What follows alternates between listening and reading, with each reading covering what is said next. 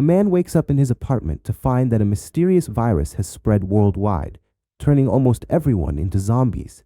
He doesn't know where his family is or whether they're still alive. He's trapped in his own home because zombies lurk everywhere outside. His food supply is running low and danger looms at every corner. Will he manage to survive after all he's been through? That's what we'll find out in today's video. The movie begins with John, who lives with his father, mother, and younger sister. We see John waking up to start his day. He washes up and goes to the other room to see if his mother can make him breakfast, but no one's home. He realizes they've left for work. He finds a note from his mother saying she was in a rush and had to leave early, and she asked him to wait for his sister to come home so they can go out together to buy groceries. There's hardly any food left in the house. After reading the note, John decides to wait for his sister. Meanwhile, he returns to his room and starts working since he's a streamer. He goes live, chatting with friends and viewers, and everything seems normal until his friends sound extremely frightened and tell him, "Turn on the TV." John immediately ends his stream and rushes to switch on the TV. He sees a news anchor reporting that the airborne dust index has soared to terrifying levels, which will likely increase the spread of diseases and viruses. Suddenly, the broadcast cuts out on both the TV and John's phone. After a brief loss of signal, the news returns. This time, the anchor says people are becoming violent, attacking one another without reason. As John listens, he hears screaming from the street. He hurries to the window and sees chaos.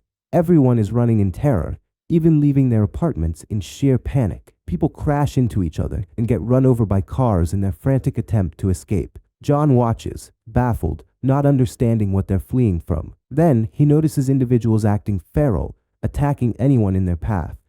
For instance, he sees a girl calling out to her mother. When the mother approaches, the girl suddenly bites her viciously, killing her. Horrified, John is shaken to the core. At that exact moment, he hears a commotion at his apartment door. He dashes to open it and finds his neighbor trying to hide inside. The neighbor says his own brother started acting strangely and attacked him. Hearing this, John gets worried and tries to force the neighbor out of his apartment for safety. The neighbor agrees to leave, but first asks if he can use the bathroom. John allows it, then turns on the news again to understand what's going on. He learns that a zombie outbreak is spreading worldwide. The cause is a mutated virus that affects the brain, completely destroying it. The virus originally spread due to the rise in airborne dust particles, and now it transmits through bites from infected individuals.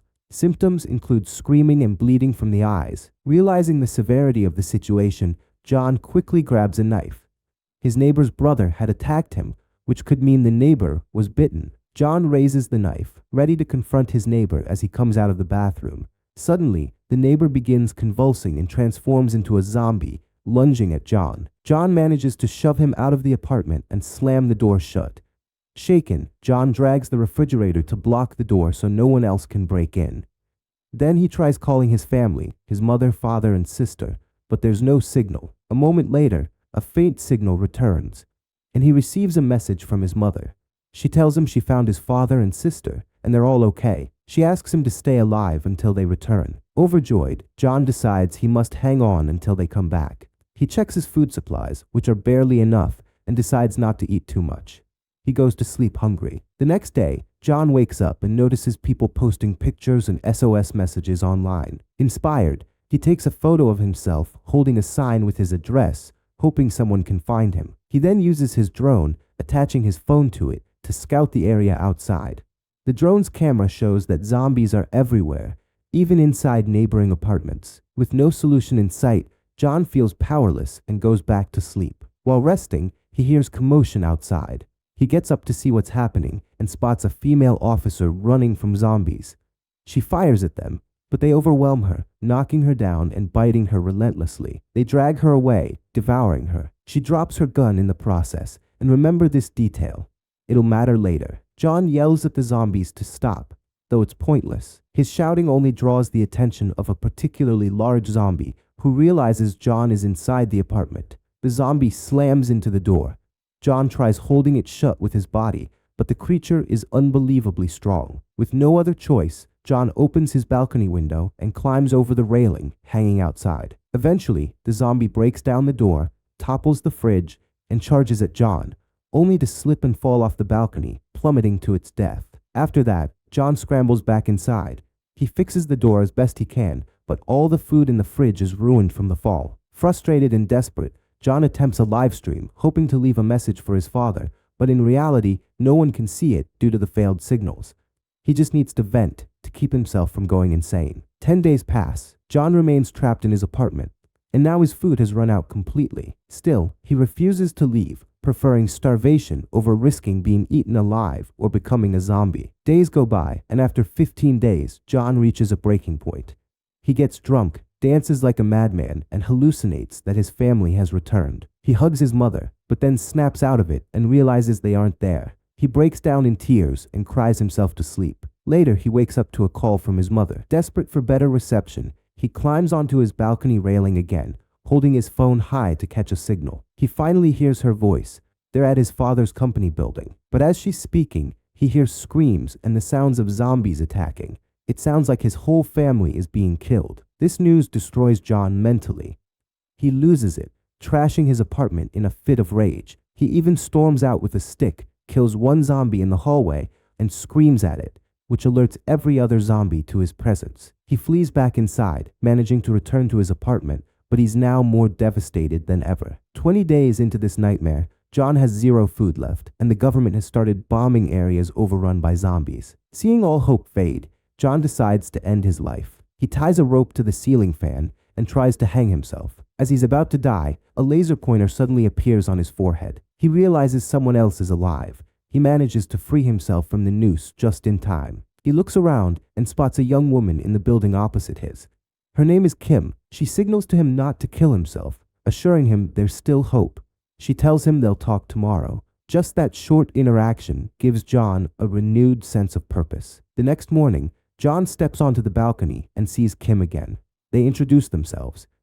John feels hopeful for the first time in a long while. Someone close by is alive and facing the same struggle. Sometime later, Kim notices John holding his stomach. She guesses he's starving. She tries to send him food by tying a rope to a ball and throwing it towards his apartment to establish a line between them. Unfortunately, it falls short. They need a better method. John uses his drone, attaching the rope to it to connect their two apartments. This works, and now Kim can send him food along the rope. John eats ravenously, grateful for her help. While he's eating, he notices the ball Kim first threw is still on the ground, and a zombie grabs it, pulling on the rope. This yanks Kim's table violently, knocking her out. Worse, the zombie starts climbing the rope toward Kim's apartment. John tries to distract the zombie while Kim is unconscious. He uses the drone to get the zombie's attention. The creature eventually destroys the drone, but Kim wakes up in time and chops off the zombie's arm with a hatchet before it can reach her. Disaster averted. After this ordeal, John decides he owes Kim. She gave him food, and he needs to find more supplies for himself as well. He arms himself and ventures into neighboring apartments. By some stroke of luck, he finds a corpse with a key to another apartment. Using that key, he opens the place and discovers a fridge full of food. Delighted, he takes it all and keeps searching until he finds chocolate. He's over the moon. He also finds 2 portable radios. He's ecstatic. Suddenly, a zombie attacks him, but John escapes and rushes back to his apartment. He eats first, then sends some food, chocolate, and one of the radios over to Kim via the rope. That night, he sleeps peacefully, knowing he's helped Kim in return. The next day, Kim contacts him through the radio. She's grateful for the chocolate.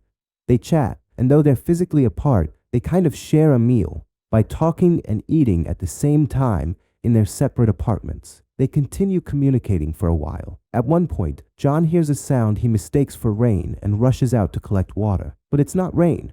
Both John and Kim realize the zombies have started running en masse, possibly after hearing some distant noise. As they stampede around, one of them hears something coming from Kim's apartment.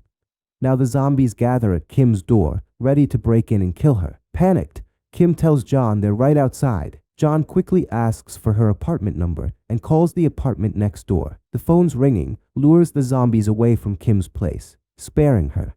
After this narrow escape, Kim and John decide it's time to leave the building and find a way out.